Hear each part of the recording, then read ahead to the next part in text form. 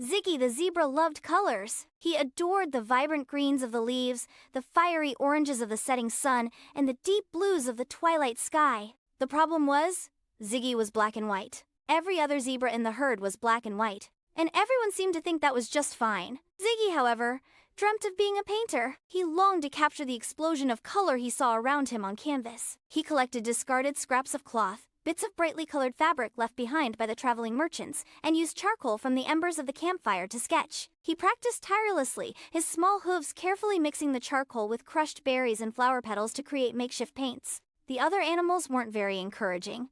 "You don't need colors," roared Leo the lion, his mane a magnificent tawny gold.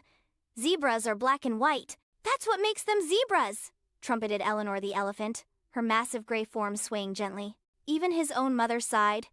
"Ziggy dear, why don't you just be content with being a zebra?" But Ziggy couldn't be content. The colors called to him. He felt a burning need to express the beauty he saw in the world. He spent his days sketching, mixing his paints, and dreaming of a world splashed with color. He'd even tried to paint himself, creating elaborate patterns on his hide with his berry and charcoal concoctions, though they always washed away with the next rain. One day, Ziggy decided he'd had enough. He gathered all his makeshift paints, his charcoal, and his scraps of cloth. He climbed to the highest point in the jungle, a giant baobab tree, and began to paint. He painted the gray elephant in shades of rose and lavender. He painted the tawny lion in streaks of emerald and sapphire. He painted the entire jungle in a riot of color, transforming the familiar landscape into a breathtaking kaleidoscope. The other animals were stunned. They had never seen anything like it. Even Leo the lion and Eleanor the elephant were speechless, their initial skepticism replaced by awe.